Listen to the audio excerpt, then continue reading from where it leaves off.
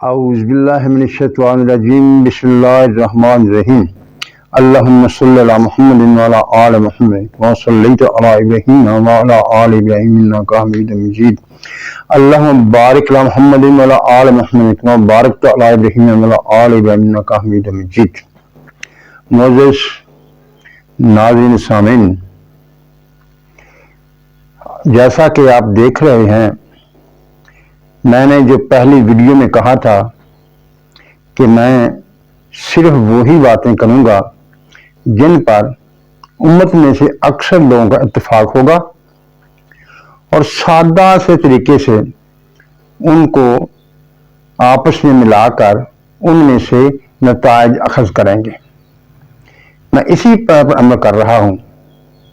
آج جو میں نے عنوان چنا ہے وہ ہے، کیا سواد اعظم کی کوئی شرعی حیثیت ہے؟ یعنی ہم جو اکثر سنتے ہیں کہ سواد اعظم اس مسئلے پر متفق ہے، کیا اس کی کوئی شرع میں حیثیت ہے یا اس پر اعتبار کیا جا سکتا ہے؟ اس کے لیے سب سے پہلے ہم دیکھتے ہیں کہ سواد اعظم کا معنی کیا ہے، اس سے کیا مطلب مل جاتا ہے۔ سواد اعظم کے معنی ہے بڑا حصہ۔ اگر ہم دنیا کے لحاظ سے مسلمانوں کی تعداد کو دیکھیں تو آج تک مسلمانوں کی تعداد دوسرے کے مذاہب کے مقابلے میں زیادہ نہیں ہوئی ہے، اور میرے خیال میں آئندہ بھی مسلمانوں کی تعداد غیر مسلموں کے مقابلے میں زیادہ نہیں ہوگی۔ میرا اس بات پر یقین اس لیے ہے کہ اللہ تعالیٰ نے قرآن شریف میں ارشاد فرمایا ہوا ہے کہ اے مومنو، اے مسلمانوں، اگر تم 100 ہوگے تو 200 پر غالب آؤ گے، اور اگر تم 1000 ہوگے تو 2000 پر غالب آؤ گے۔ اس کا مطلب یہ ہوا کہ مسلمان ہمیشہ تعداد میں کم ہی رہیں گے۔ اب ہم نے دیکھنا ہے کہ سواد اعظم کو ہم نے کس طرح سے لینا ہے۔ سواد اعظم بڑا حصہ، یعنی کسی ایک امت، کسی ایک جماعت کا بڑا حصہ، دنیا کے لحاظ سے نہیں، دنیا سے کمپیریزن نہیں کرنا، ہم نے صرف اس ایک جماعت میں دیکھنا ہے کہ اس کا ایک بڑا حصہ کون سا ہے، اس لحاظ سے وہ سواد اعظم ہوگا۔ آئیے دیکھتے ہیں کہ اس کی حیثیت کیا ہے۔ کیا قرآن شریف میں اس کے بارے میں کچھ بتایا گیا ہے جو ہمیں دلیل کا کام دے، جس سے ہم اس کو ایک شرعی حیثیت ماننے پر تیار ہو جائیں یا ہم کو ماننا پڑ جائے۔ سورۃ بقرہ میں اللہ تعالیٰ ارشاد فرماتا ہے، وَإِذَا قِيلَ لَهُمْ آمِنُوا كَمَا آمَنَ النَّاسُ قَالُوا أَنُؤْمِنُ كَمَا آمَنَ السُّفَهَاءُ أَلَا إِنَّهُمُ السُّفَهَاءُ وَلَكِنْ لَا يَعْلَمُونَ۔ اور جب ان سے کہا جاتا ہے کہ ایمان لاؤ جیسے ایمان لائے لوگ، تو وہ کہتے ہیں کہ ہم بیوقوفوں کی طرح ایمان لائیں۔ خبردار، یہ خود بیوقوف ہیں اور یہ نہیں جانتے۔ یعنی اس آیت مبارکہ میں اللہ تعالیٰ نے ایمان کا معیار جو مقرر کیا ہے وہ ناس، لوگوں کو کیا ہے۔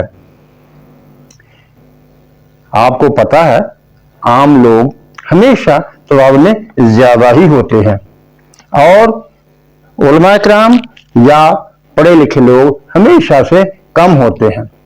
اس آیت مبارکہ میں اللہ تعالیٰ ارشاد فرما رہا ہے کہ تم اس طرح سے ایمان لاؤ جس طرح کے عام لوگ ایمان لائے ہیں۔